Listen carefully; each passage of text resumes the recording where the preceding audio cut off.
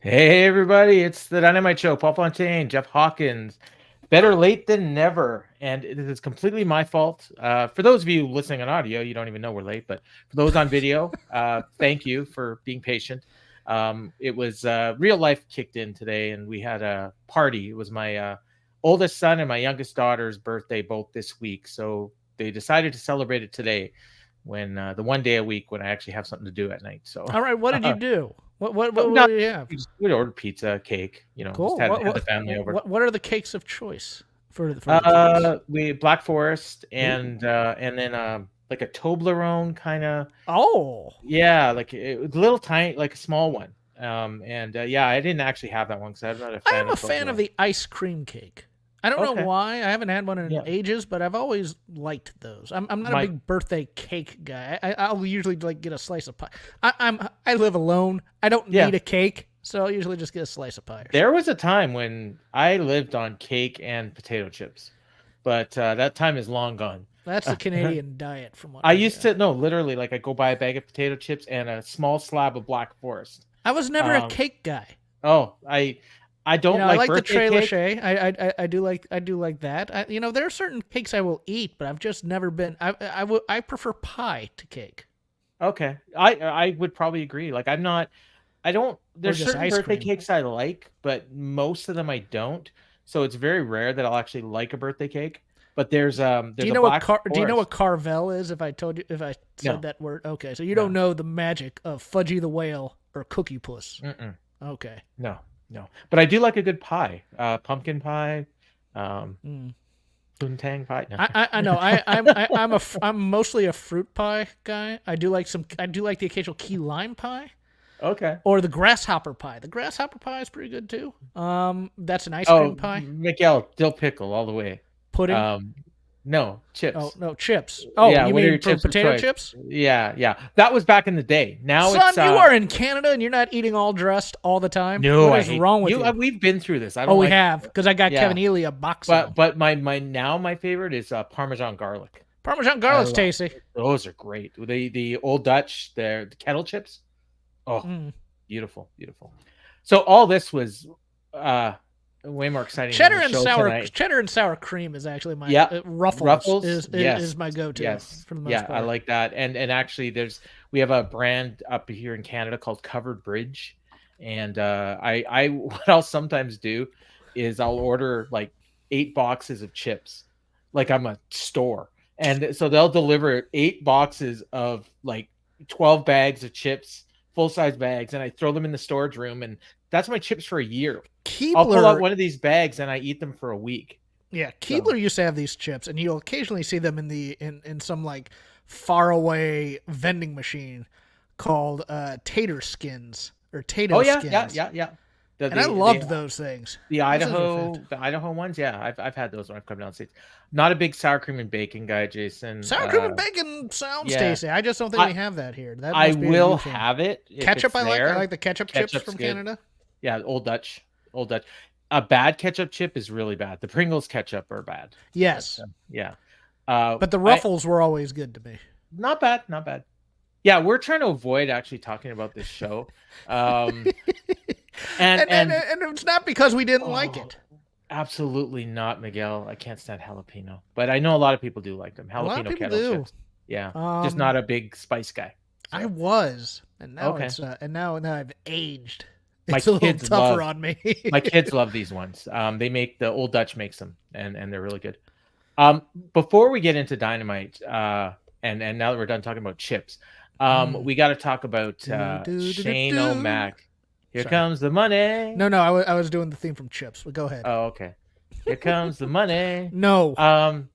Earlier today, or it might have been last night. It was last night, earlier today. I guess SRS, your boy Sean Ross Sapp, and Yes, Wrestle Talk, which is John Alba's site. Am I I correct in believe that? so. Okay. They had an exclusive photo of Tony Khan meeting with one Shane McMahon. And I mean, a legit photo. Apparently happened very recently. The 29th, was it? Did they say? I can't remember the date. Okay. Immediately speculation that this photo was strategically leaked on a Wednesday to get people talking. That'd be a smart thought.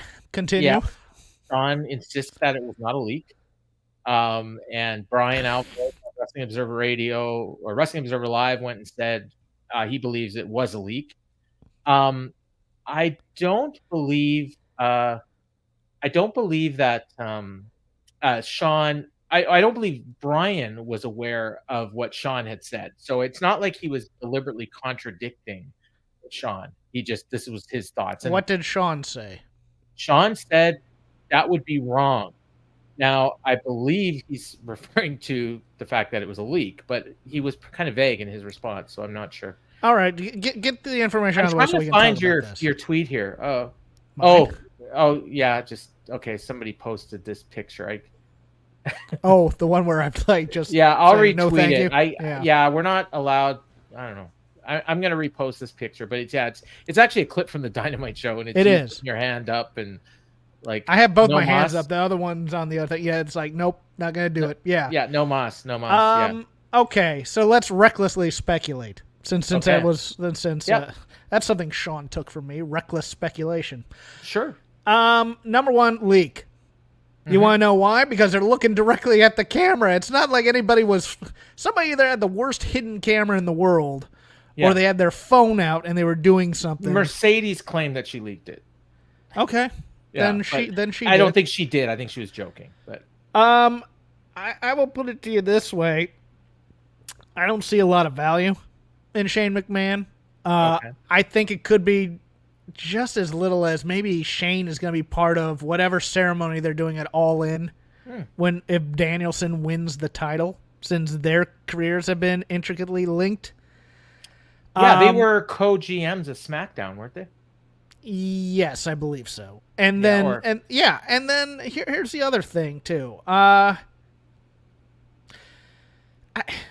It could be something with marketing. It could be just one of other ventures kind of get there. I don't see Shane as a positive, either in front of the camera or behind the camera. I've talked to people who have been in the company with him. He has...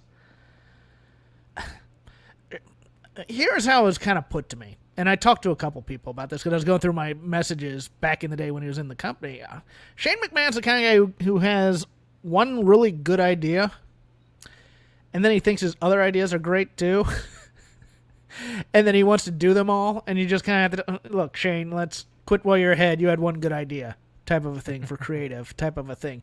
He's willing to work and do all these things. It's just his ideas. Everybody just kind of looks at each other and goes, really? That's your idea? Kind of a thing. You can make them better. You can do that, but he's not an idea machine. Let's put it that way. He's very nice. Nobody has a bad word to say about him in terms of attitude or working with him or anything like that. It's one of those things where it's like he'll have a great idea and then he'll try and top it, and then it won't be topped, kind of a thing. And that's the general impression I get. My fear is if they did think he'd be good for an on-camera role, we'd be getting battling general managers or a WWE-style stable again. And these are things that the AEW fan base does not want. Period. Exclamation point. Whatever. No. What are you going to do with MVP then? You going to make him... Never mind. Well, I don't think they want MVP. I don't either, but I think MVP's interesting. I think MVP is a much more interesting manager than Shane O'Mac. 100%. So I agree. I think it was a leak. I mean, it might have been a blow-off meeting. That's what I posited in the Discord. I just said, hey, you've been bugging us for so long. We'll meet, see what you have to say. Smile and say thanks for meeting with us, but we're gonna pass it. I'm gonna disagree slightly with what you said about whether it could be a positive for business. What I will say is if they announced at some point in the next couple weeks, or if they heavily tease without actually saying it, or show his picture on TV or something like that, and say Shane McMahon's going to be at Allin. Okay, hold on. Yeah. Just for a moment. Yeah. Didn't say it wasn't going to be good for business. Oh, I thought you did. Okay. I said it would turn off the fan base. I didn't say it would be good for business. Okay. And I was going to say that. I agree that it will churn off a small portion of the fan base. Yes, it'll get some eyeballs. It would be a vocal minority will bitch to high heaven about it. Some of them will stop watching. Some of them will hate watch it. Yes, but there also will, and be it will pop a number that first week. And it may sell some tickets to Wembley. Yes, if they announce that he's going to be coming. That's short term. Long term, there's zero positive. Could he be seconding Bryan Danielson? Well, not a second Shane Strickland. Could be. There's a number of things they could do. He could be, he could be a liaison between, whatever. Tony, I could hear the speech in my head already. Shane McMahon has a long history in this business. He's been part of a very successful company. He's had a successful in-ring career. He brings a lot to the table for a company like All Elite Wrestling, and we'd be foolish not to see what he has to offer. Something like that. But long term, and not even that. Does he have a son that's training? I was thinking about that too. I don't know if he's training. I know he plays football. Declan? Yeah, he was playing at Northwestern and then Indiana, I think. Indiana this year. Yeah, he transferred to Indiana. I mean, that could be part of it too. I mean, he could be trained. Can you get my kid a job? Can you do this? Whatever. Oh, and Tony, I'm all about getting kids jobs. You're in the class with -1. Come on over. yeah, you and Nick Wayne but no, I could see it. And I think it would be I don't think it would be very good television, but I think it would be fun to watch if you like chaos. You know what? I don't even think the TV would be the fun part. I think watching Twitter lose their crap would be the fun part. Absolutely. Of it. Yeah, no, and the trolling that would go on. God! I was half expecting the show tonight to start with Shane O'Mac's music playing and the Young Bucks coming up. To troll the fans, something like that. And no Young Bucks tonight, surprisingly enough. Or they do something like the old WWE used to do, and they do something symbolic. And they just, they put Shane O'Mac through a table or something like that. And there was one thing on the show I thought could have been a tease, and we'll get to it. I'm more than likely reading too much into it, though. Okay. But we'll talk about it when we get there if I remember. But yeah, so very interesting. A lot of discourse today about Shane, and I like Mike Gilbert's tweet. It was actually I saw it today, but he had actually tweeted a couple weeks ago when it was JR that first came out that talking about the possibility of Shane McMahon in AEW, and everyone mocked him. And now 2 weeks later, or no, a month later, here we are. And now everybody's looking for receipts for JR. It's yeah. Whatever. Well, I'm sure, probably his idea. Shane probably reached out to JR and said, "Hey, can you get me a meeting?" And Tony, he'll put it this way: there's nothing wrong with meeting with people. If he could figure out a way to get Vince McMahon on camera, I'm not sure he wouldn't do it. Oh God. I hadn't even pondered that this might be a gateway to get Vince on TV. I'm not saying he will. I'm not trying to start it. I don't think Shane and Vince get along, so I don't think that's part of it. No. And I'm not saying this is leading to that. Right. What I'm saying is Vince McMahon on AEW television would blow people's minds. Yes. And right now they're in a position where they don't have a TV deal. I think we got about 20 episodes of Dynamite left. Maybe a little bit more. 23. We've been in the red zone a while. You should close this thing, and I think they will. Look, I'm a Bengals fan. We go into the red zone all the time, get penalties, and then another penalty, and then a penalty on the other side, which gives us another first down in the red zone. I know these things. If they do 550,000 viewers and a .19 tonight, they may be back at the 30-yard line. Shane may be main eventing All In. After. Yeah. I'm half expecting Shane McMahon and Darby Allin. I'll be honest with you. Shane is too old to be doing these matches now. There's just no way he's going to be doing that. Okay. Touche, Paul. Yeah. I'm just trying to find a way out of this. Bengals don't know the red zone. Oh, Trish is back. Oh, God. I saw she started following me today again, so I didn't know she wasn't. So that was nice. Update with a on knife, Emily. Probably, and maybe. Never mind. Update on Emily, by the way. We had her 6-week checkup today, and she's doing great. I posted the pictures on my Twitter if you want to see them of her before and after pics of her spine. Yeah, I saw that. That's great news. Yeah, absolutely. Two people now. Plethora 1C and Greg, our buddy Crowbar. Shane as a heel lead of the Money Crew. Crowbar. Bucks, Monet, Okada. Yeah, I mean, that's who they'd go with, probably. Yeah, yeah. You know, when they install him as the new president to take over for Tony, and then we get another team AEW versus the Elite story. Ain't Why that not? great? No. Well, we got a Stadium Stampede to do at Allin, don't we? They usually do that. Oh God, you're right. Yeah. Okay. Shane could be on that team, you know. Like, well, Hangman has a match with with somebody there, or was probably gonna have a match with Darby, right? At a rematch? No, I was trying to think. Who's Darby fighting in Jack Perry in Wembley? Okay. Yeah, so it won't be that. It won't. That's be that. what I was thinking. Yes. Yeah. Although, okay, yes, Shane replaces Jack Perry on Team Elite. Oh God. Bring on the chaos. Bring on the chaos. I love it. All right. So Dynamite was in Greenville, South Carolina tonight. Yes. Right before the show, WrestleTix tweeted out 2,931 fans. Last time in the building was exactly a year ago for Collision, and they did 4,500. So that's down like 33%. Not great. And I mean, really, to be fair, like nothing was announced for this show.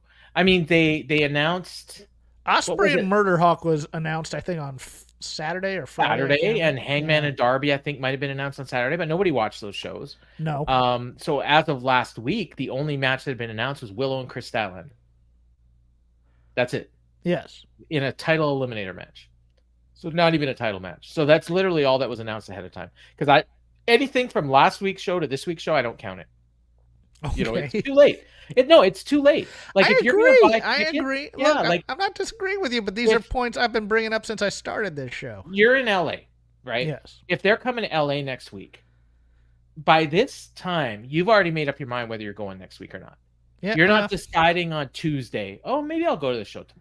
I mean, you might. But I don't understand, Paul. I don't understand it either. Yeah, you might be different because you're single, but people with I'm serious. Like, it's much easier for you to decide at the last minute. Yes, it is. is. Go to a show.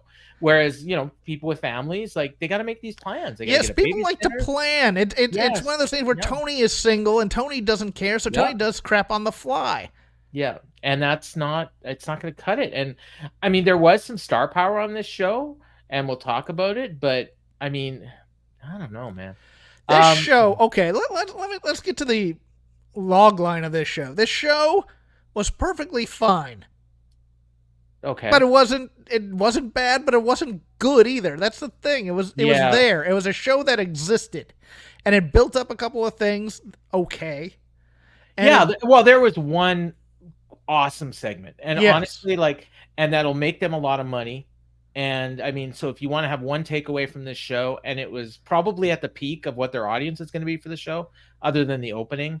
So usually the opening and then the top of the second hour are usually the two peak points. Mm-hmm. And that's probably what it's going to be this time. I agree. And that's when they hit their key things, I thought. Although we'll get into the opening segment. I wasn't a fan of it again. I'm getting kind of hard on Will Ospreay lately with his promos, but I don't know, man. Ospreay was fine. I thought it was the other guy that made no sense, but we'll get into that. Well, so we get the cold open, and I did the preview for this show earlier today for the YouTube thing, and you'll see the listing of everything that was scheduled for the show. As far as I know, they didn't announce MJF was going to be on the show.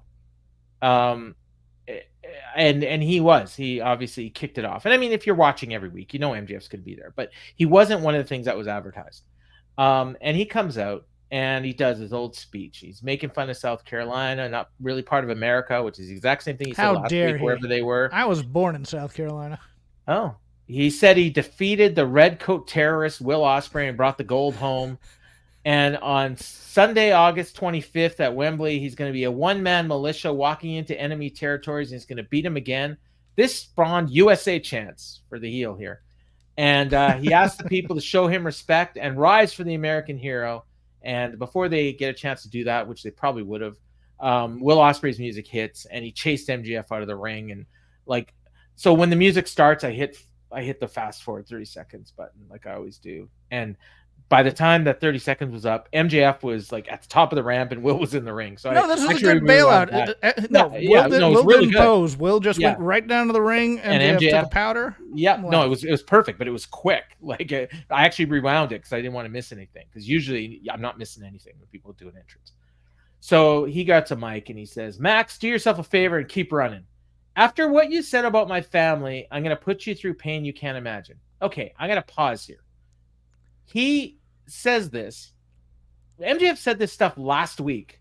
MJF came out and confronted him last week, and he freaking laughed off the stuff. Like he never mentioned it. Didn't bother him at all last week. Now a week, maybe he watched the show back, and like no, you know what it was? He went about his week, and like sometime on like Friday or Saturday afternoon, he's just walking, like he's walking his dog. Wait a minute.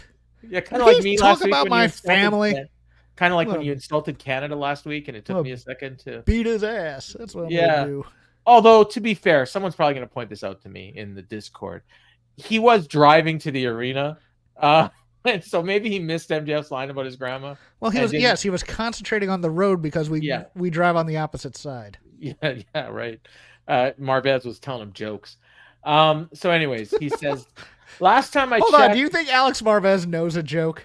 Yes. Okay. I don't think he can tell it very well. No, I don't think he can tell one very well, but I think he might know one or two. He says, "Last time I checked him in the USA, and if there's one thing I know about Yanks, it's that they love their flag. Not a single one of these people refused to acknowledge that championship because a prick like you is holding it. You took the international championship and threw it in the garbage like a piece of garbage. Men worked hard to make that title have legacy and lineage. Pac, Orange Cassidy, John Moxley," where the hell is he? Ray Phoenix. Got time off. Okay, I know that because I read The Observer, but they haven't told us. No, that's true. Okay, thank you. Ray Phoenix, Roderick Strong, and myself. Week in and week out, we perform like our life is on the line for all these people. You do not fit that criteria, Max. It isn't that the international title isn't worth the anything to MJF. You're not worthy of holding it. There's more USA chants. Here I'm getting like he's telling this story. Meanwhile, all we heard this week about how is MJF is going to Mexico to defend the title against Templario. Then he's going to UK to defend it against Michael Oku. And Ospreay's gaslighting us here. The fans are buying it. Yeah, so that and he's also the only one mad that Max has changed the title. Yes. Yeah, they all want it to be the American Championship, including the people that are fighting him for it. I'm sure Pac would have gone, you know what? That's a better name than they gave me for, what was it, the All-Atlantic Championship. And you know what Orange Cassidy would say? Whatever. Yeah. And Roderick would say, "Well," oh, sorry to blow your ear out there. So we get more USA chants. And he says, "Listen, guys, I get it. When you got something like that representing you guys, he doesn't represent the American spirit or the American work ethic. When you come to Wembley, I will restore the honor to that World International Championship." Again, how has he dishonored the championship? Not one bit. Well, he threw it in the garbage. Well, no, he threw that title in the garbage. He didn't throw the title that he has. He hasn't disrespected that at all. Will is disrespecting the American Championship. Exactly. Yeah. Stupid. So Max says, "You people, you like Will Ospreay. You're disgusting turncoats. I'm an American hero.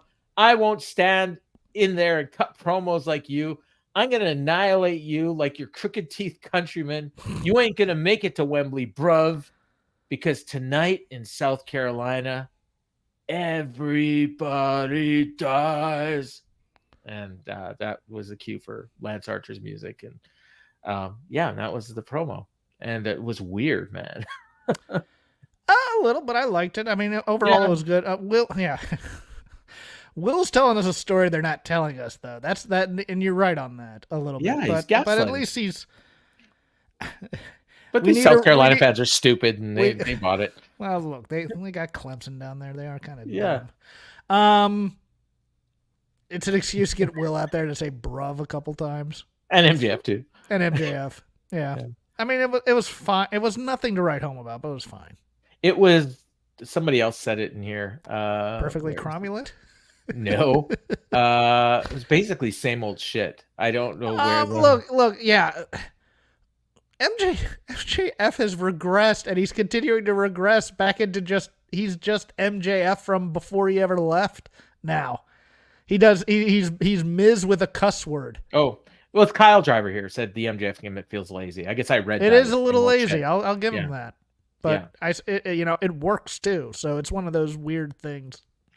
So we get this match, and Will Ospreay, best wrestler in the world, most dynamic. They signed this guy because he's gonna wow the world, and it's a Lance Archer match. It is a Lance Archer match. You are correct on that, sir. Lance Archer beat the living shit out of him. They went through a break, chokeslammed him all over the place. Every time Ospreay tried anything, Lance countered it. They come back from the break. He goes for an Os cutter. Archer catches him, slammed him down, got a 2 count off another slam.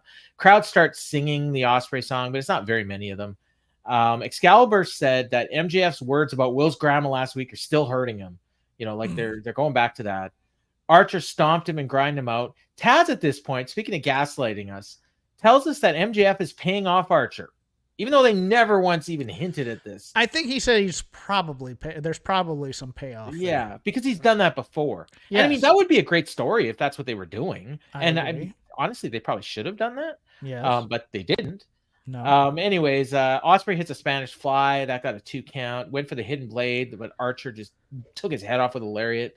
And then Archer hit him with a knee to the jaw, like on the top rope. Went for the blackout. Ospreay reversed it into a DDT. Hit a hidden blade. Archer kicks out at 1. And I figured something out here. Whenever somebody kicks out at 1, they're getting hit with a move immediately and pinned. And that's what happened. Yeah. And so then I hate the kick out at 1 to do that. It's a roar spot. And they do this, and they overuse it way too much with the fighting spirit stuff. To me, it works better when they do it and then they keep going for like 5 more minutes. Yes. But every time they do it, the guy hits one more move. Every and the time. match is over. Every time they do the big roar, or they're on their knees and they flip them off. And Osprey's like, oh, okay, here's another one. Yeah. This is the standard 3-month Archer. Archer gets a couple wins on Collision or Rampage, fights a guy, takes 75% of the match, looks great, loses, and nothing is ever done with Archer ever again. Well, it's because they're in Texas for the next month and a half, so he's going to probably get some Collision wins. I'm fine with that too, but give him something interesting to do. I mean, like, I'll give you this: even teaming with the Righteous is somewhat interesting at times. Yeah, but tell a story with that. Do something. Yeah, and this was, I don't think it's much of a hot take for me to say that I thought this was maybe the worst Will Ospreay match that I've seen in AEW. It wasn't bad. Nobody wants to see Will Ospreay get beat up. No, that's it, right? Like, you just don't mind look. This is why I rail for just ordinary squash matches. Take a local town and let Will Ospreay run through him like a hot knife through butter. We don't need the bangers all the time. I get that people are paying their money to say, well, we're gonna see a Will Ospreay match. It's gonna be 3.5 stars. It's gonna be great. I get that. But it doesn't make Will Ospreay look like a star when he's getting beat up most of the match, and then he just pulls out a hidden blade. 1, 2, 3. Yeah. So after the match, MJF attacks him, hit him with a brainbuster DDT. Tony Schiavone says he's not an American hero, and who should make the save but Kyle Fletcher? Now, I made the mistake of watching Rampage with Don Callis in tow. Yes. So I made the mistake of watching Rampage. I watched it today, actually. Okay. And Kyle Fletcher was in the main event of that show, teaming with Roosh, and they won over 3 other tag teams. So it's the first time they'd ever teamed together, and they beat the Outrunners. I think it was Private Party and the Righteous. Actually, you're just talking about, I believe, were the other 3 teams. And so he's a heel there, and he's acting all mean. He's giving his mean faces and everything, and he shows up here. So I tweet out at this point, I guess Kyle Fletcher's a babyface now. That's it. Like, I wasn't saying it didn't make sense. I know they're friends, whatever. He's saving his friend. But I got people run down my throat. They should run down your throat on this one. Okay. Of all people, Dave Meltzer quote tweets me and says, it was a last-minute decision because the original person that was supposed to do it couldn't make it. And I'm like, what the hell is Dave talking about? And I don't know. Some people asked, and he hasn't answered yet. But it was a late replacement. The guy they wanted had commitments he couldn't get out of. What's he talking about? Who had a commitment he couldn't get out of to? Yeah. So, like, Unless it was I don't know. Moxley. Maybe Ricochet. Someone speculated. Yeah. So I don't know, because what commitments does Ricochet have right now? Someone said the commitments are, and they posted a really The alluring commitments? You picture mean the band from Ireland, the soul band that the movie's named they after? posted a really alluring picture of Samantha. Irvin. Yeah, Samantha Irvin's. I'm gonna retweet this one. Actually, traps. you can see it on my thing. I've seen. Yeah. So Trevor Lee or Daniel Garcia, someone spoke. Shane McMahon. Someone asked him to spill it. So everyone is like just as baffled as I was by this. That's a baffling statement. Okay, because I guess maybe he'll probably actually Fletcher makes sense. Makes more sense than anybody else making the save. Out of left field. That's all I'm saying. Like when they did the breakup, he made a choice. He chose Callis over his brother. Yes, he did. He put it. Yeah. So whatever. He makes a save. He cuts a fiery promo.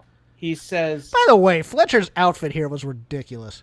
His haircut combined with the penny loafers with no socks and whatever pants he was wearing at the time, it looked a lot like he's a member of the Callis family. Yeah. So maybe it's not that ridiculous. So he addresses Callis. He says, I know you said no more getting involved, but that is my best friend. He may not be part of the Callis family, but that's my brother. He's laying in a heap on the ground right now because of that narcissistic asshole. I won't let him injure whoever he wants without zero repercussions. Max, I am your karma coming to bite you in the ass. I heard every single word you said last week. I know you don't give a damn about America. You only care about what's best for MJF. Secondly, I heard what you had to say about foreign wrestlers. When I was 8 years old, I dreamt of coming to this country because this is where the best wrestle. This country has given me my dream girl, my nice car, a wife. I will be forever grateful. Got a dream girl and a wife out of it. Yes, that's America, baby. Yep. And the car was between the girl and the wife. So number 1 was the dream girl. Number 2 was the car. Number 3 was the wife. Wife man get rid of the dream car probably too. Yeah, probably. He says, I'll be forever grateful. I may be no politician, but I speak for Australia and the United Kingdom, and we are sick of the same old MJF bull crap. So come down here so I can punch your face a few times. And MJF says, you want me right now? You want MJF? You want it? No. Tony Schiavone, the master strategist, says, I knew it. He's not going to do it. He's a coward. He's like Master Chad Gable here. I laughed at that, actually. Yeah, I did. Tony just Captain Obvious over here. Yeah. I knew it. Yeah, he's watching his Chad Gable tapes. MJF says, you don't call the shots, wannabe Will. That was a good line. I do. Line. Nobody punches an American hero in the face and gets away with it. I laughed at that, too. USA chats for that one. You want a match? It'll be on my time. Dynamite next week. You're on. And if you thought Wembley last year was bad, Kyle Fletcher, I'm gonna kangaroo kick your face off. I'll make sure you suffer the same fate Daniel Garcia did. I'll break your neck and I'll leave you in a pool of your own blood. So Garcia's got a broken neck now. I wasn't aware of that. That might be the guy who was supposed to make the save. Maybe. I don't think he's signed, but maybe that's the commitments they couldn't get. Yeah, maybe. He's gonna be at Cleveland on Saturday. And you'll only have Will to blame. I can't wait to see the look on your face when I dismantle your little boy. And for that, you can thank me later. And that wasn't bad. It built up. You know what? Build up a match for next week. I liked it. It was missing one thing though. What's that? And MJF's usually better at this, tying all the ropes. MJF needed to say something to Don Callis. Yeah, like MJF needed to say you need to control your boy or something like that. To really get this, to really get over that Fletcher is kind of being a rogue against the family right now. Because I half expected Jason might have been Michael Oku. Okay, that makes sense. Yeah, that could have. Yeah, because everybody would have known who Michael Oku is. No offense. It's one of those things where I look at that and I go, yes, that's perfect for AEW. And then it's like, oh, that's Michael Oku. Yeah. Great. Now that I think about this makes more sense than I thought, because not only are they best friends, but Kyle Fletcher teamed with Roosh, and MJF had a match with Roosh not that long ago. Yes. And insulted him. Yeah. And so Don, I half expected Don Callis to give him a nut shot. I was expecting Kyle Fletcher to turn on Will this whole promo, to be honest with you. Oh, really? Okay. Yeah, probably. I'm fed pilled. I liked the promo. Yeah. I just it was weird what it was. Kyle Fletcher's ever cut. Oh yeah, and it was weird watching Callis afterwards. He just kind of shakes Will's hand and leaves. I was like, I kind of dig that too. I kind of dig like uneasy alliances and just kind of Oh, we'll get to uneasy alliances in a little while. Another weird match that we got later. This whole card, like business is business type of a thing. Yeah, It was kind of cool. A lot of the matches on this card were kind of weird. But no, I thought Fletcher did pretty well for himself here. Yeah, it's just going to lead to him losing, though. That's the thing. No doubt. We got a video package highlighting Swerve's title reign. They posted a graphic, and then they took it down right away because I'm almost wondering if they realized how stupid it was. He was named the first African-American world champion in All Elite Wrestling. That's what the graphic said. Not that he was the first person to win it. He was named, is how it was worded in the graphic. It's interesting. They showed highlights of the match he had with Ospreay. They showed highlights of a cage match with, probably from Blood and Guts, I guess, because it was him and Hangman. And he was voicing over the last part of it. And he said, "I'm the most dangerous man in AEW. Bryan Danielson, I'll see it all in. This will be your final countdown." So it's a nice little promo video package, which led us to Big Bill. And on the scale of learning tree segments, this was pretty high up there, I thought. I have decided that now Jericho's just looking to do things to piss people off or to go against every single trope that exists in wrestling just to do it. Could be. Because this segment was both genius and stupid at the same time. He's got a cake. Yes. And it says 102 days. So it's a celebration of 102 days as FTW champ for Jericho. And Big Bill has the best statement. Big Bill says 100 days is one thing. But 102 days is next level. Yeah, it's next level. Next level, he says. And then that's all he said. And then the camera cuts to Jericho and he waits. And he waits. And he waits. And he says, "Hi, guys." And the fans booed. They didn't chant it with him. They didn't cheer. And he says, "Imagine that, Alex Marvez. 102 days, Marvezi. The longest running champ in the business." And for the world champ. For the longest for the world champ. Yes, correct. Thank you. You're welcome. He says, "In the history of professional wrestling, there's never been a cake that didn't end up smashed in someone's face. And the only face that's going to be smashed is yours, Shibata. You're all alone. There's no Samoa Joe. There's no Hook because we threw a fireball in his face. And next week on Dynamite," I think he said it was next week. Might have been Collision. I can't remember. And when they did the rundown later, they never mentioned this match.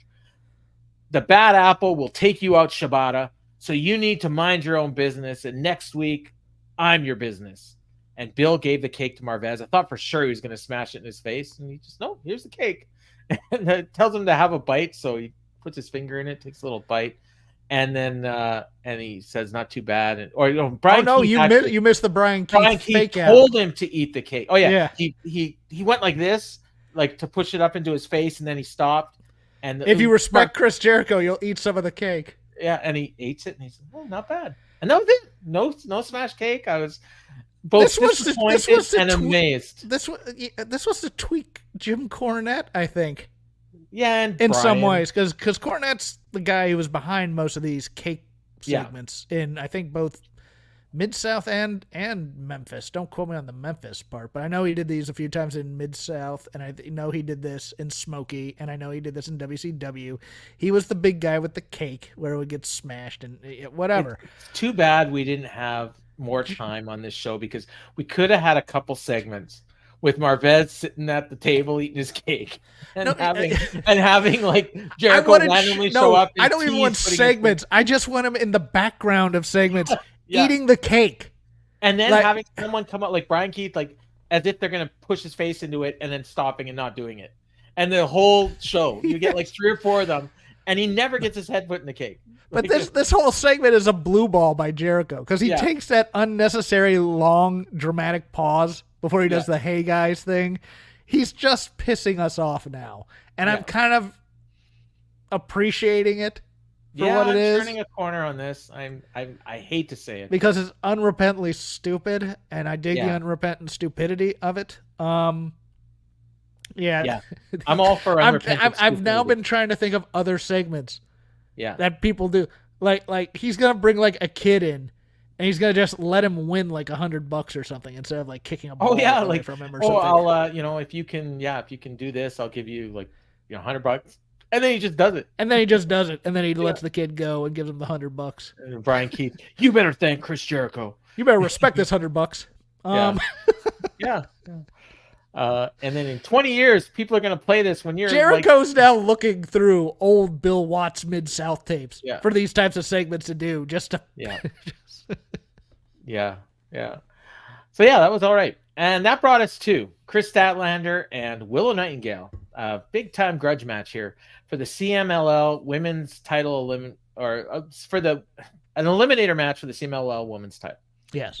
And I was surprised that this match had not a lot of heat, because this feud has been really good, and every time these two are in the ring together, the crowd seems to explode, and for whatever reason, they just weren't that into this match. They did boo Statlander. There was a segment at the beginning. I don't know how much you pay attention to the commentary, but they're talking about Willow and how much she likes to smile and everything. And Taz, the heel, says, Willow is disingenuous. You just can't trust her. Tony Schiavone, of all people, says, you are right. And I'm like, what? I swear to God this happened. I rewound it 3 times to listen to it. So I don't know what they're doing. Yeah, I'm with you here on the lack of heat. I think a lot of this was on Willow. I really do. I think Willow just had a really poor night in some ways. And I'll tell you the other thing is that confrontation with Stokely had to be more. Yeah. And it was clearly just a setup. I mean, you could tell like the way they shot it. Yeah. Like when she went, she's got Stokely and she's got him by the throat and she's doing this, but she doesn't really hit him or anything. And meanwhile, they're deliberately shooting her from behind. So Statlander's coming. Yeah. But then Statlander doesn't come. So they're trying to figure out something to do. Yeah. And Willow should have just either thrown him into the barricade or really hit him. And it came off as, no, you've been waiting to get your hands on this guy who's been attacking you for all this time, and all you do is you turn him around and slap him in the back of the head. No. Yeah. It was it was really weird, and they were slow at points. I wrote here. And they're doing the moves, a spine buster. She tried a Dr. Bomb, couldn't hit it. Stat went for an electric chair, then she hit that. An axe kick. I thought Statlander was really good in this match. Yeah. That's the thing. Yeah, she was good. Well, she was going over. So, and then there was a spot where Willow was choking Stoke, and finally Stat hit her with a clothesline, rolled her back in, went for something, but Willow powerbombed her, got a DDT for 2. Excalibur said this match is more about Kris Statlander's hatred for Willow than wanting the belt. That wasn't worked like a hated match though. See, you're telling us things that you're not telling the story on. Exactly. Yeah. There was a very light "Let's Go Willow" chant. Statlander went to the top, hit a 450 splash for 2, which I've never seen her do. It looked great. It looked it looked great, but also looked like her knees hit Willow I think in the gut. Well, and she did barely get her shoulder up, so she might have. I don't know if she got her shoulder up. That's the thing. I noted here, and it's the only time I noticed it. There's a guy in the front row, looking like Shane McMahon, but he had MJF garb on. Did you see this guy? Yes, it was weird. Stokely distract the ref, and he handed Statlander a chain. She wrapped the chain around her arm, and then hit Willow with a spinning lariat, and got the pin. Then, like a great heel, tossed the chain to the outside. Stokely stuffs it in his back pocket. No, did not shove it outside. I was going to bring this up because this is actually one of my favorite parts of this match. Okay. This was between Aubrey, Statlander, and Stokely. This was one of the better uses of a hiding of a foreign object, because she puts it between her legs while she's pinning, and she's desperately looking at Aubrey to get the back turned so she can slip it out eventually. She slips it into her other hand to Stokely, who also just kind of puts it behind his back and into his back pocket. Yeah. And Aubrey actually is in position to not see it the entire time. I thought this came off rather well. To be honest. No, it was great. I didn't mean to insinuate that it wasn't. It was very good. And then he gave Statlander a chair. She beat on Willow with it. Security came down to break it up. She beat up the security guards, and people popped for that, for this baby face, or for this heel. And then she just stopped. Yeah, she just stopped because I think she realized that they were cheering and she didn't want them to cheer. So that was actually smart. And then as they're leaving, Stokely looks at Willow and she's all hurt from being beat up. And he says, smile anyway. That was great. Yeah. So clearly they're going to do probably some sort of a hardcore match, either at All In or All Out is my guess. I've seen people predicting that this will be the main event of All Out. I think that would be a slow your roll, kids. Yeah, but definitely should be a high profile match on probably All Out. To be honest with you, All In's pretty full. They showed highlights of the thing last week backstage with Jeff Jarrett interrupting the Bryan Danielson, Renee Paquette interview, and I fast forwarded through it because I saw it last week. But that led into Danielson coming to the ring for a promo. And Tony Schiavone reminded us, he said it's his last year and he's got a title shot at Wembley. Tells us that he's never held a belt in AEW. So he gets in the ring. Fans are chanting, yes. He's got a smile a mile wide. Said it's great to be in Greenville. And people go nuts. He says, usually people say it for a cheap pop. But my wife and I got our engagement pictures taken right here. Taz says, why? That was great. I kind of did too, to be honest with you. It's not that I don't like Greenville. It's South Carolina has some very pretty stuff, but Greenville. Fans chanted for Brie, and Excalibur explained that they're fans of cheese. Now that was Taz, I think, again. No, Taz? It was Excalibur. Oh, it was definitely Excalibur, okay. Yeah. And he says, Brie and I were just looking through those pictures, and he says, you don't realize it's the good old days till they're almost gone. And the fans chant, no, no, no. You hear Bryan Danielson tried to trademark the yes chant? That's weird, eh? Like, why would he need to? He can use it in AEW unless he's planning on taking it somewhere else. I don't know. It's weird. And so WWE doesn't take it again?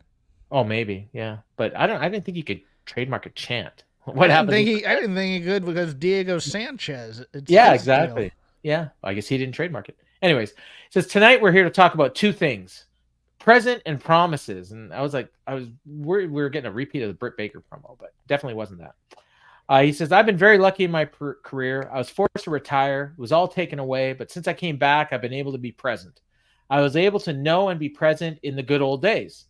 These last 3 years in AEW have been incredible.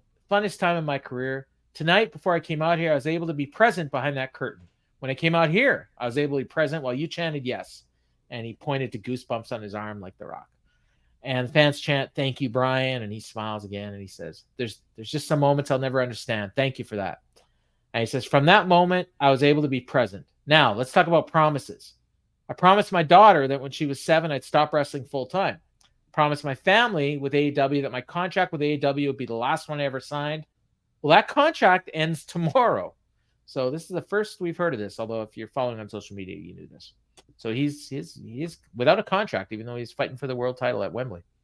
And believe me or not, like I do believe he's without a contract because Tony has given people the world title without contracts before. So I have no reason to doubt this. So the fans didn't like that. He says, I promised myself that every time I step foot in this ring, I'd give every single thing I had because you deserve it, and for myself because I deserve it. Fans chanted, you deserve it. When I came to AEW, I was going to do two things. I was going to kick people's heads in, and I was going to win the AEW World Championship. Last 3 years, I kicked a lot of people's heads in, but I have not won the AEW World Championship yet.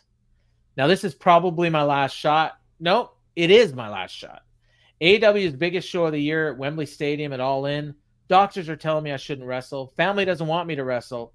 My promise is I will go to Wembley and I'll be present for that moment. I will give you every single thing that I have. I will give you 100% when 101% is not possible. I promise that at All In with my body, my mind, and my soul, I will go all in. And just to be sure, and before he can finish whatever else he was going to say, we get the Who's House thing. So I thought it was interesting that the one thing he didn't promise was to win the world title. Did you pick up on that? Yes. Yeah, so that was smart. Daniel's a smart guy. Or Bryan is a smart guy. So Who's House? Swerve comes out. Nana is coffee first, and then it's Swerve and a mic. And Excalibur is pointing out that wow, Jeff Jarrett must have motivated Danielson because it's a different Bryan Danielson than we saw last week. So I think, yeah, sure is. The fans, they're fickle, as Daniel Bryan famously pointed out a few years ago, because now they're chanting for Swerve. And then Bryan gets them to do the yes chant. And Swerve grabs the mic. He says, I'm going to keep it real, Bryan. I respect the hell out of you, man. You inspired a generation of young wrestlers to pursue their dreams, me included. Any other time, I'd be rooting for you to go to All In and win the title and have your moment. But this is Swerve Strickland's time. When I came to AEW, I said I was going to win the AEW World Championship. I did. You're one of the greatest of this generation, but I'm one of a kind. 10 years from now, people are going to want to press rewind. You came in here and said you're going to win the AEW World title. Guess you couldn't handle it. Or you said you're going to kick in a lot of heads, and you did, but you couldn't handle it when they started kicking back. And he paused for a reaction, and that got none, because I think the fans are, oh, shit, he's right. He says, I'm going to let you know right now, Bryan, this is not an achievement award. This is not something you get after 25 years of service. This here belt shows everyone that you are the best in the world, and I am the best in the world. Which is interesting because he was named the first earlier in the evening. Yeah. Well. He says, you challenged Will Ospreay. You had a classic match, but you lost, and you got hurt. Will challenged me, and I beat him. You took on the Elite at Anarchy in the Arena, and you're the one that got pinned. I led Team AEW at Blood and Guts, and we won. Last year, I competed at All In. Didn't point out that he lost. And you were too broken down to make the flight. Maybe your body just can't handle the pressure of being the champion. I know you like to make promises, and you want to be in the moment. Let me make a promise to you. I promise you that I'm the most dangerous man in AEW. I'm also going to promise you this. You will not be walking out of All In as world champion. Hell, after I'm done with you, you may never walk again. And he smiled at him, and he walked out of the ring. I thought this was freaking phenomenal. This is like maybe the best promo I've ever seen from Swerve. I would go there. Yeah, like the points he made about Will, like about Bryan and the matches he lost and the stuff he did. Like he wasn't playing to the crowd. He didn't lose. He didn't take that moment to get out of character, lose focus, go to the audience and play the Who's House stuff. This promo was for Danielson. Yes, this wasn't for the crowd. This wasn't. That's us. What made it so good. Yeah, No, I agree. Yeah, this was great. So Danielson now he's gotten to, and he says, Swerve. Yeah, I have one more promise. I promise you that if I don't win the AEW World Championship, I will never wrestle again. And Swerve smiled, and he says, your title, my career at All In. Swerve, what do you say? So Swerve gets back in. Danielson extends his hand. They shook on it. Swerve says, that's very noble of you, Bryan, but don't keep that promise to me. Keep it to your family. And that's it. And that's why he didn't promise up top too. Yeah, exactly. This was brilliant because now, like my immediate thought is, well, Danielson's got to be winning because we all know Bryan said, and this may be strategic. Bryan Danielson is a liar. He's told us over and over again he's a liar. All this shit about, oh yeah, he'll wrestle 10, 15, 20 times a year for the next till he dies. You know, like he said this. He literally could lose and never wrestle again. I'm thinking that's a possibility. And I believe that if he loses, he will never wrestle again. I actually believe that. Yes. So because I believe that, I actually expect him to win. But see, you're doing the thing where it's like, I am going to talk myself into this. No. And then I'm going to make him go the other way. My immediate thought was he's going to win. He has to win because it's not the last we've seen of him. But then it reminded me that, oh shit, like, he has said in the past that he's a liar. Yeah. So he may actually be done. And his contract is up. I think he gets the moment and then he like loses 2 weeks later. In Washington, like wins the title and then lose. Yeah. He's gonna lose in Washington. That's where he's gonna leave. Or in he's got to defend against Darby at Grand Slam Dynamite. Is Washington before Grand Slam? No. Okay, never Washington mind. is October. So he could beat Darby. Okay, yeah. Could beat Darby. I expect that Tacoma match, if Danielson wins, it'll probably be a rematch with Swerve. Possibly. Would be my guess at Wrestle Dream, and then maybe Swerve gets the title back. Or MJF goes in and beats him. MJF goes and beats him in his hometown and retires him. Could do that. Hangman. Oh, yeah. But I thought this was great. And now I'm leaning to Danielson winning. And before this week, I was totally 100% expecting Swerve to win. So As They did great their job. as great as this was, I hated the follow-up.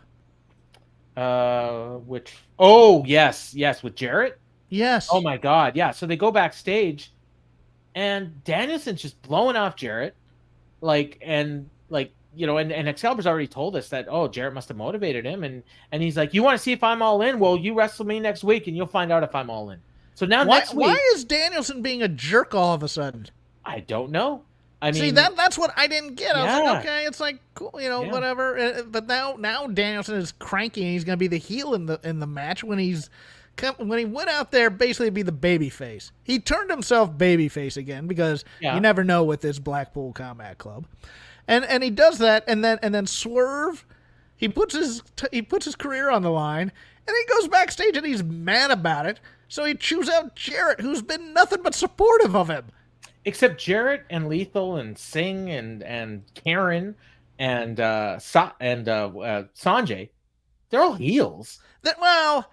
Hold on, they're self-interested, but in terms of this story, they're backing Jeff's play here. In the story, they're baby faces. But I was watching Rampage on from Friday, and Karen Jarrett's out there as a babyface manager, and I was just blown away. It's weird. It's weird. I mean, extremely weird. So I think this is just leading to them being heels again. I think so too. But the thing is, it's just one of those things where I watch that. It's like I don't want to see Danielson do that because that's what happens when he gets into these. The sickos are just gonna go, we get Bryan Danielson. Well, no. He gets into these stories and he decides he's going to be intense, and when he gets intense, he becomes a jerk.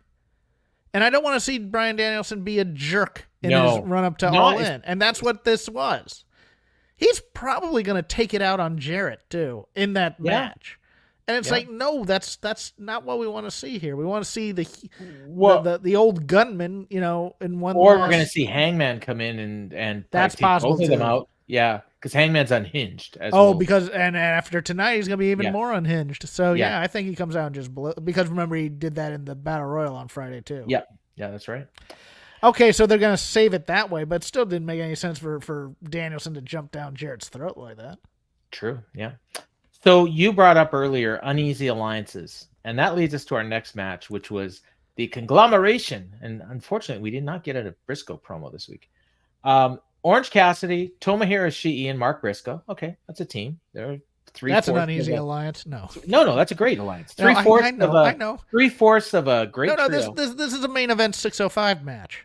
But they're challengers.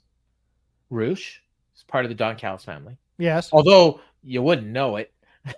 Well, I guess Callis was on commentary. Callis came out with him and then went to the broadcast. Yeah, see, I missed that because I fast forwarded the entrance.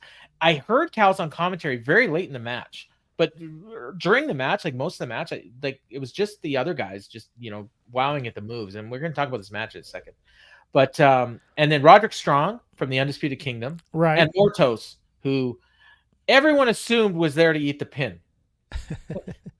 Well, funny. Yes, like I said, this is a 605 main event type of match. Yeah. So this is a TV main event type of match from the 80s.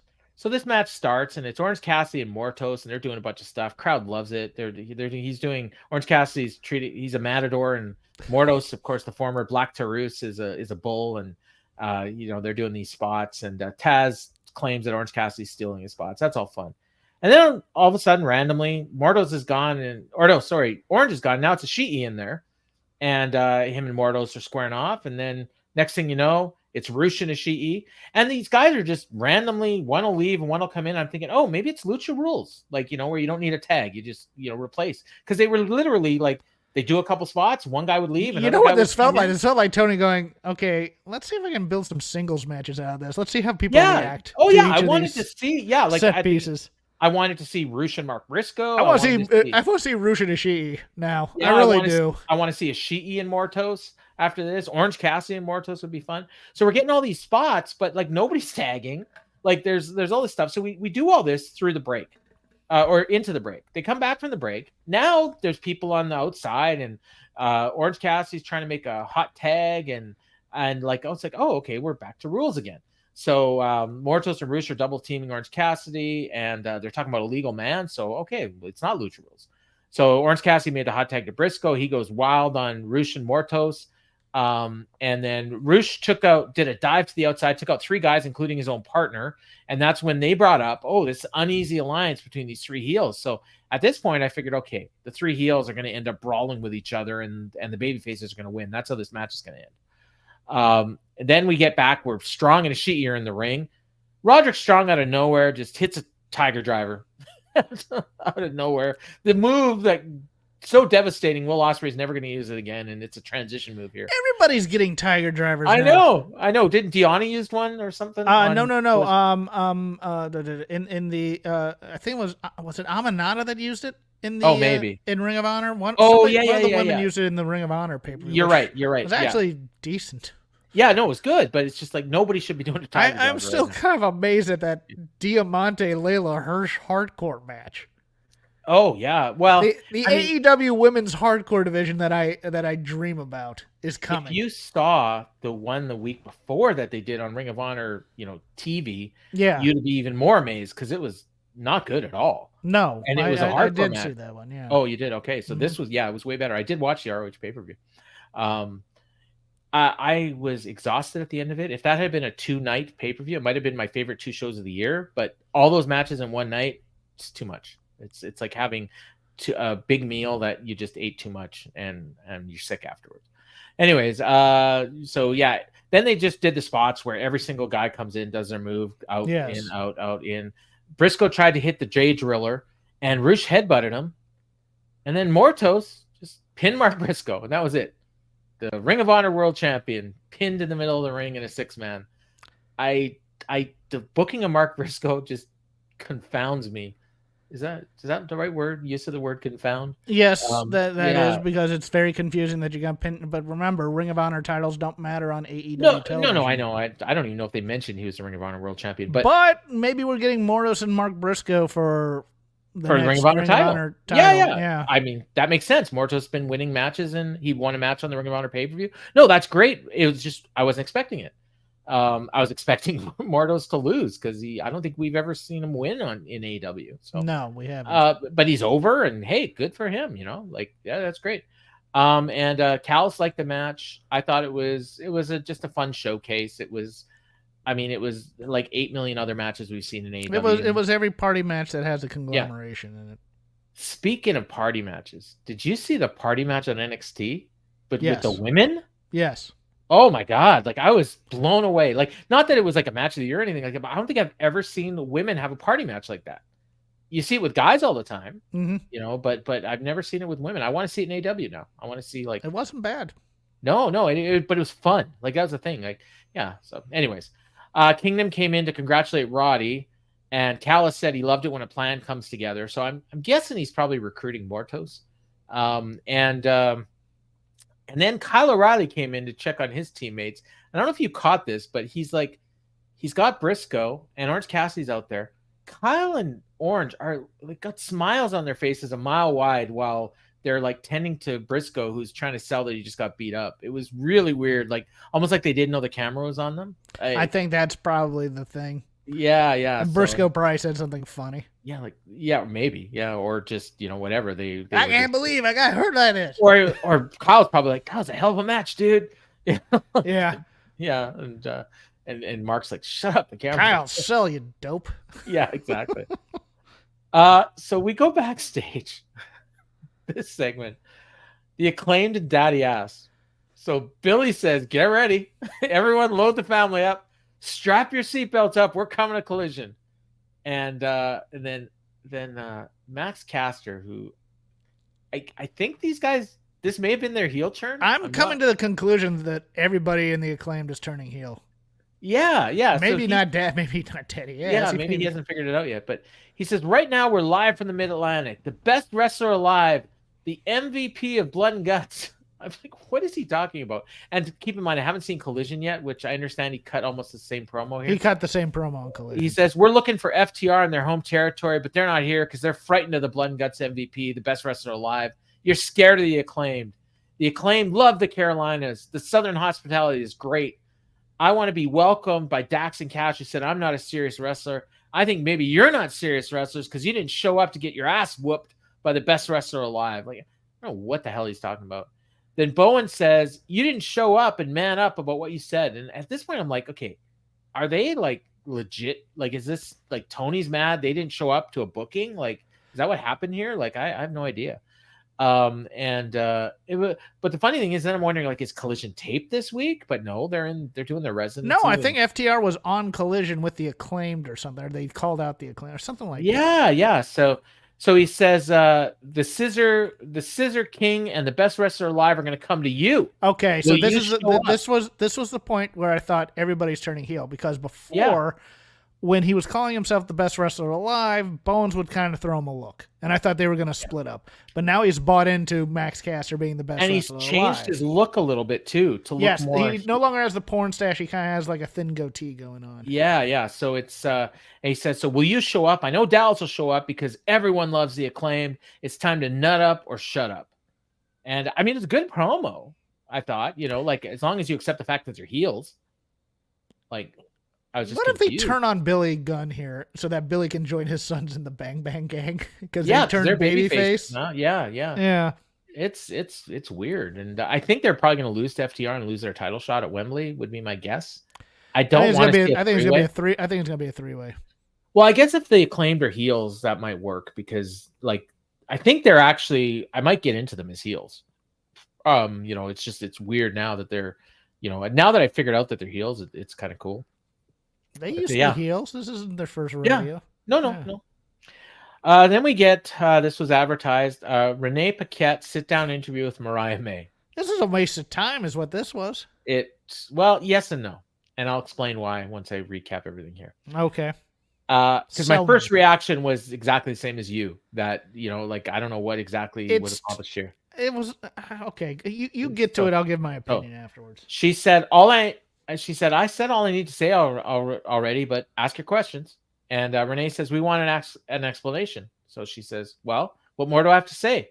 Do you not watch the show? And at this point, I'm like, okay, she's on Twitter, because this is the response I got every time I question why Mariah May is a heel. Oh, do you watch the show? Do you watch the show? Like, it's like, so she asked, do you not watch the show? From day one, I said I wanted to be just like Toni Storm. I got closer to her than anyone. And then I sliced her open and wore her skin. What do you not understand? And then Renee says, well, why Toni Storm? What'd she do to you? And Mariah says, nothing. That's why it's perfect. She gave me everything I ever wanted. Tony always said this business would eat you alive. Well, it's my turn to eat. So now that Toni Storm is back, I'm not answering any questions. And Renee's like, okay. And she walks out. So I will say my first reaction was nothing happened here, but I actually think a lot was explained here. She explained exactly why she's a heel, and I mean, it's funny because I think I tuned out a little bit the moment she goes, and I wore her skin. Okay, fair enough. That's a little much. I mean, I get that you came out in the gimmick and stuff. I get that, but then it's like I just did it for no reason. Like, but no, I mean, she's telling us, what, the signs are there. If you want to see it, go watch the show. I mean, they were there. I'm not explaining it all to you. I had this planned right from the start. So, if you want to say it's gaslighting, whatever. But I like this actually. May have turned on Tony too early, and now we're getting this feeler stuff. That is like they're throwing spaghetti at the wall and trying to see what sticks there in terms of her. It's possible because stuff. I mean, you say it's too early, and it did feel too early. But the problem is they got this match that they got to do. No, I thought it was right on time. I just didn't buy what they did with Mariah in the aftermath. It was really just a lot of unearned stuff. Well, it wasn't set up properly. So I agree that the fans didn't know how to respond was part of the issue too. And then you had that bad crowd that 1 week too, so which didn't help. I mean, no, but that's not the fault of the crowd. They just decided to dress they up were her. bad all night because the audio was off and everything. Like it. Yeah, was, but that was the fault of them. They should have hyped up. Okay, we're going to see the transformation of Mariah May. Give it a week, cultivate it, plug it, and then do it. Then it would have been And they better. didn't even, I don't even think those fans knew it was Mariah. No, they didn't for a while until she started to talk. And then, Even then, they're, two blonde women with an accent. So, it was, but yeah, I mean, I think, I really like this. Okay. Yeah, so I mean, it was good, and it was a very different Mariah May. Like we've never seen Mariah May like this. No, before. Mariah as a heel is far better, I think. Yes, And yeah. she again, she feels like she's 10 years older than from when she debuted, when she's playing this character. It's very odd to me. I'm just watching her going, God, she. Yeah. And it's not a bad thing, but it's just a weird maturity that's just like, whoa, okay, cool, I can dig that. Yeah, she looks like the seasoned vet. Yeah, I just find her reasonings dumb. That's all. Yeah. Well, I don't think she cares. So this leads to Tony coming out, no music, and she's in the same outfit she was wearing last week. And this is even worse to me. This was weird. So she's got a mic and she says, Mariah May, you said you loved me. Well, I loved you too. They said that you should find what you love and let it kill you. Well, at Allin, it's going to be the romance of a bloody lifetime. And that was it. And I just pointed out she's dressed in the same outfit as last week. She's got her makeup it's total Betty Davis. Like she's 100% transformed into Betty Davis now from whatever she was before. Yeah, I think we're going into whatever happened to Baby Jane. Yes. As opposed to All About Eve or All About Eve. We're going into the other big Crawford. You know what? She may come out of this whatever happened to Baby Jane. She may become. I just watched the Faye Dunaway documentary on Max. She may become like Joan Crawford and Mommy Dearest. Eventually, with like a wire hanger or something. as long as we don't get the burnt offerings, Betty Davis, because that scared me as a little kid. I'm not gonna lie. Betty Davis is frightening in a lot of ways. Yeah, and Tony was frightening. But whatever happened to Baby Jane is just messed up, man. Have you ever seen that? Maybe bits and pieces, but I don't think I've ever sat and watched the whole movie. Okay, it's about like a child star who gets old but can't get out of that mold type of thing. Oh, okay. Yeah, it's very weird, but it's creepy at the same time. Might watch it because probably some good acting performances. Crawford and Davis did not like each other at all, but so when you said, are you talking about that FX documentary Feud? Oh no. Oh, okay. That was great. That's but that's where it came from. Joan Crawford and Betty Davis. Yeah, no, they don't they didn't like each other, and they worked with each other on whatever happened to Baby Jane, and that just highly recommend that miniseries, by the way, on FX. Both seasons or just that one? Oh, all the feuds are great. Like I'm a huge Ryan Murphy guy. Like anything Ryan Murphy does. I can't stand him. Oh, okay.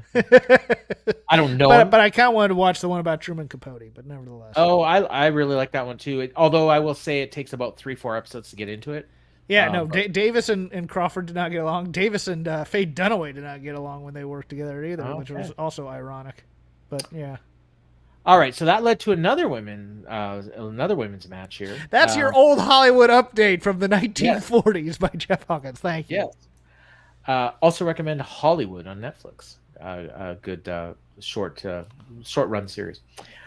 Camille versus Brittany Jade. So this was the debut of Camille. I don't even think it was advertised. I think they mentioned it earlier in the show, but they mentioned it earlier in the show. Definitely. She came out to Mercedes music, and Mercedes did her dance. Crowd was looked dead. Great. That her gear looks fantastic.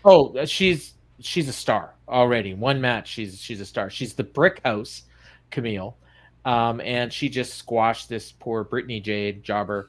They mentioned that she's a former Legends football player, which is the former lingerie fighting alliance, which they changed to Legends because they wanted to be respectful. Well, they wanted to get away from the. Even though they still played football in lingerie. I knew a couple of them because I was involved in a dodgeball league in LA, and a couple of them were in the league. So yeah. But she looked great. I mean, she's basically a Caucasian Jade. I didn't understand the spot where she's in the corner. Oh yes, she's picking up Brittany Jade by the neck. Was she supposed to do something from the top, and then they just ditched it?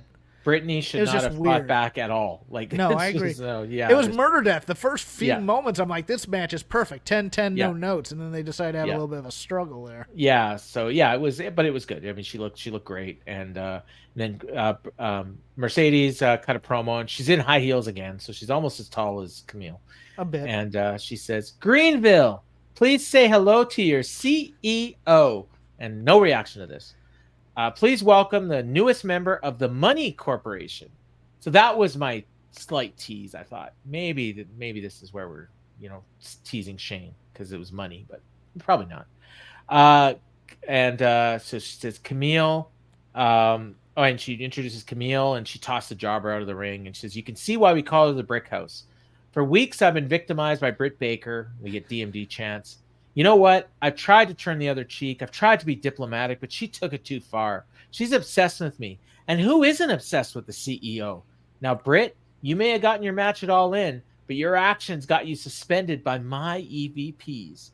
So I guess she's suspended. I guess something she did at the San Diego Comic-Con. Yeah, they showed highlights. They showed Yeah. highlights of it. I'm gonna give a lot of credit to both Mercedes and Camille for going hardcore on the bit, because they went to San Diego Comic-Con as Poison Ivy and Bane. Yeah. And I thought that was kind of awesome. Look, I'm a little done with wrestling angles at San Diego Comic-Con. But I loved that they both just decided to dress up like comic book fans to go to Comic-Con to then do the wrestling angle. I thought that was kind of cool. Yeah. And Camille looked great as Bane, too. Well, and the funny thing is they got a Megan Bane. And Mercedes looks exactly like Poison Ivy in her gear, too. Yeah. So she says, "Not even Britt Baker can break down my brick house. So you complain how you built this house with your blood, sweat, and tears. AEW is my house now." I thought it was Swerve's house, but... Anyways, "I'm about to turn this house into a mansion because that's how I roll. And at All In, losing to me will be the best thing that ever happened to your career because money changes everything." It's now money changes everything, not Monet changes everything. They've gone weird, hard into that. It's yeah. fine. Yeah. Well, I think we're supposed to call her Mercedes Money. Mercedes Money. It's now going to be Mercedes Money, I think, yeah. I guess, yeah. I think just Mercedes is fine. They're not fans of French impressionists. No. Okay. Maybe they got sued by Monet. Yes. The estate of Claude Monet has decided to sue AEW. So, this led us to our main event. Now, first off, I want to say, I think they showed a graphic a couple times earlier in the show, coming up tonight, and they would, we will hear from Bryan Danielson. They pushed the Bryan Danielson interview way more than this main event. I don't even remember them mentioning what the main event was. I don't either. Although I do remember seeing a graphic for it, but I don't think they told us it was the main event. It might have been one of those things. It might have been like during a match they showed it like in the lower left corner. But they didn't actually mention it. Yes, I agree. This is a first-time matchup between two of AEW's biggest stars. Oh wow! There is no gimmick to set it. There's no angle to set it up.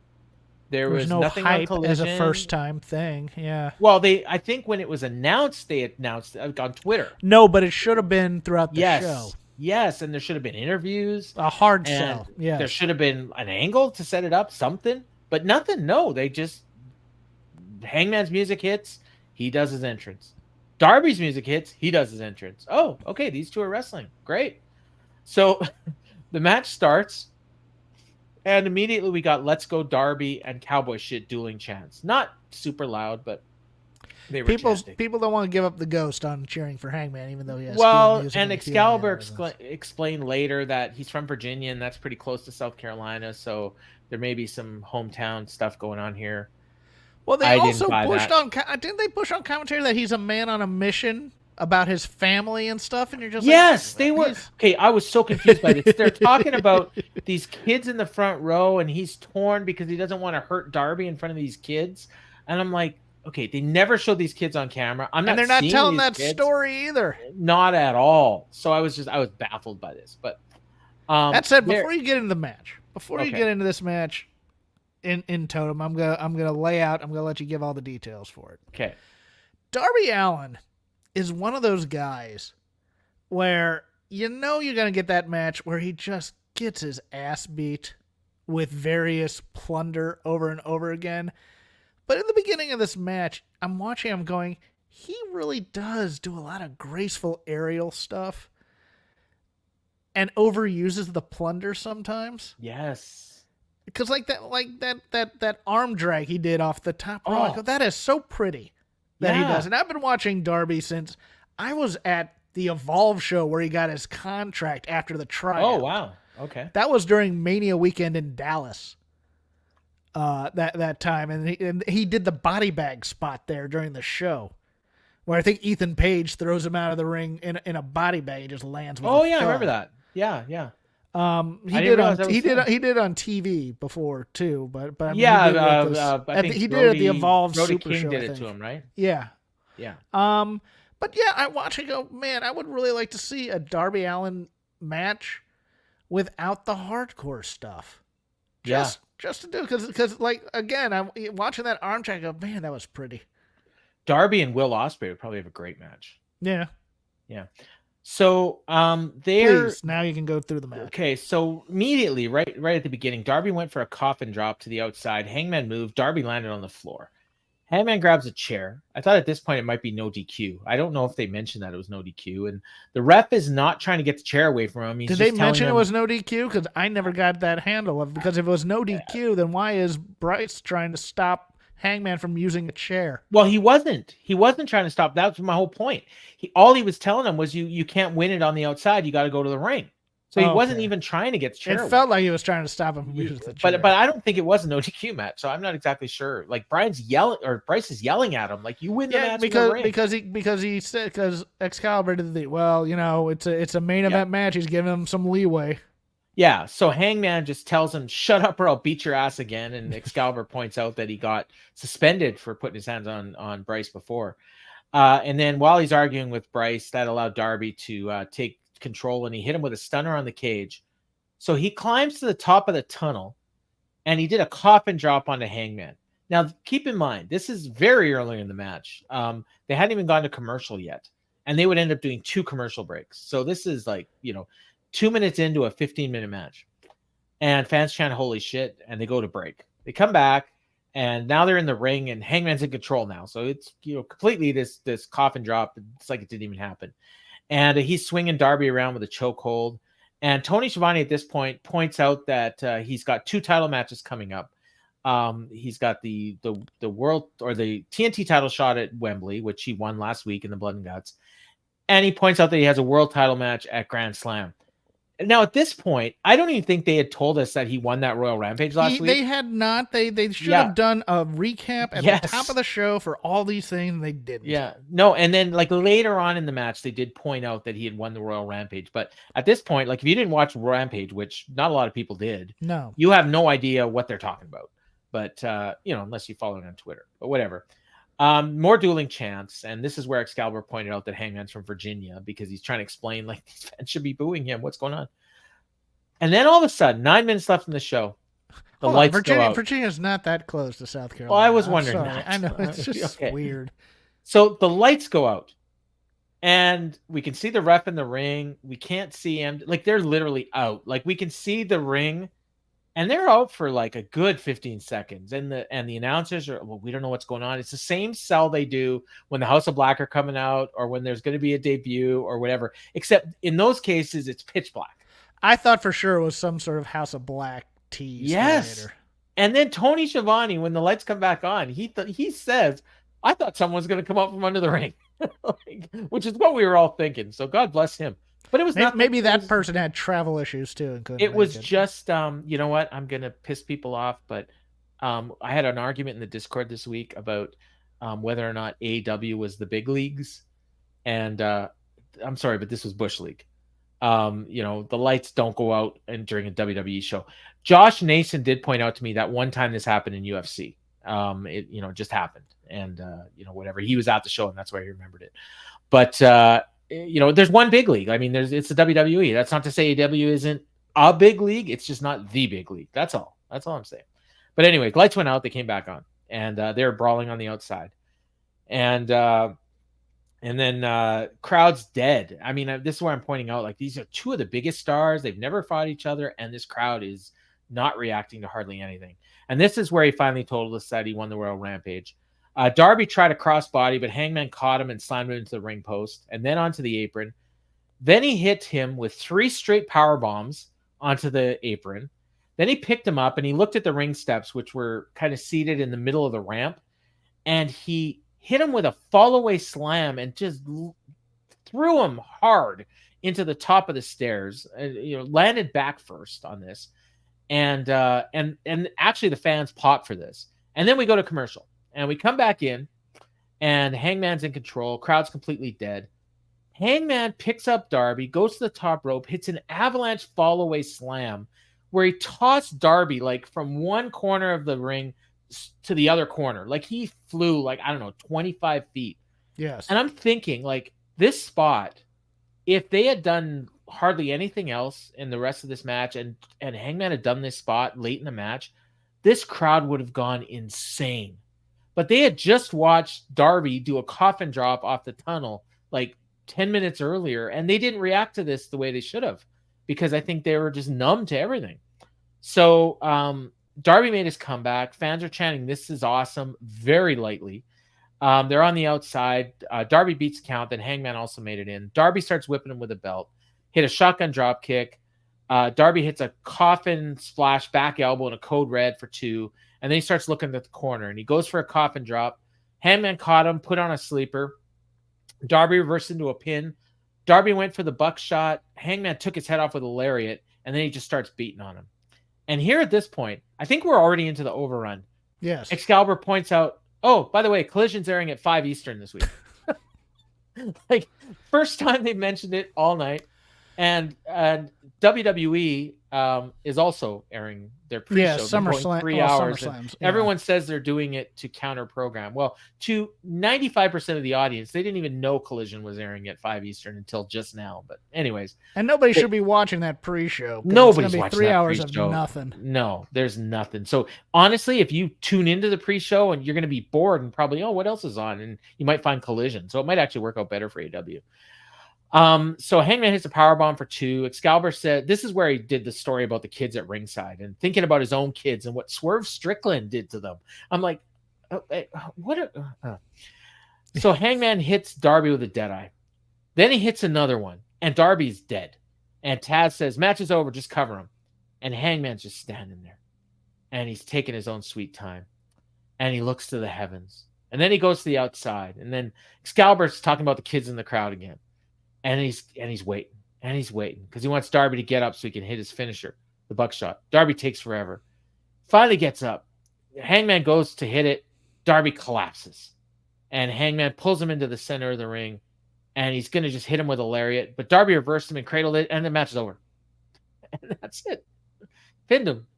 And Hangman, he gets in Darby's face. He starts choking him. And then Hangman's going nuts. Bryce finally gets away. He's pulling chairs out from under the ring. He's throwing them into the ring. Taz said it was a quick count. Might have been. I don't know. Hangman went back in the ring. Darby flipped him off with a double bird. And at this point, like they're 5 minutes into their overrun. Oh, Collision, 5 Eastern. Darby, Briscoe, FTR against Mortos, the Undisputed Kingdom. And that's it. That's the only match we have announced for Collision. I have no idea if Rampage is even happening this week. I know there's the occasionally when they don't actually air a Rampage. They never mention Rampage once. They never mention if there's what's happening on it. Tune into TNT. Something will be on. Might be Rampage. I don't know. But next week we do have MJF and Kyle Fletcher and Jeff Jarrett and Bryan Danielson on Dynamite next week. So we have more for next week's Dynamite than we have for either of the 2 shows this coming weekend. It felt like the end of this match should have been a bigger deal, and then just yes, didn't. No, and like, what was the point? Like, to build up Darby as a world title challenger, or in 2 months. I think Hangman's going after that title shot. Well, that's what I'm wondering because Darby's got the TNT title so is he trying to get both belts? No, I think he wins the TNT title and he loses the world title shot at Grand Slam. Like before, like maybe he puts up his title shot against Hangman? Yes. Yeah, then why don't you just have Hangman win? I'm watching this Battle Royal on Friday, and I'm seeing Kip Sabian, and I'm seeing The Butcher, and I'm seeing Matt Menard get up from the ringside table to get in this match, and a bunch of other people. Jay Lethal was in it. Jeff Jarrett was in it. Yeah.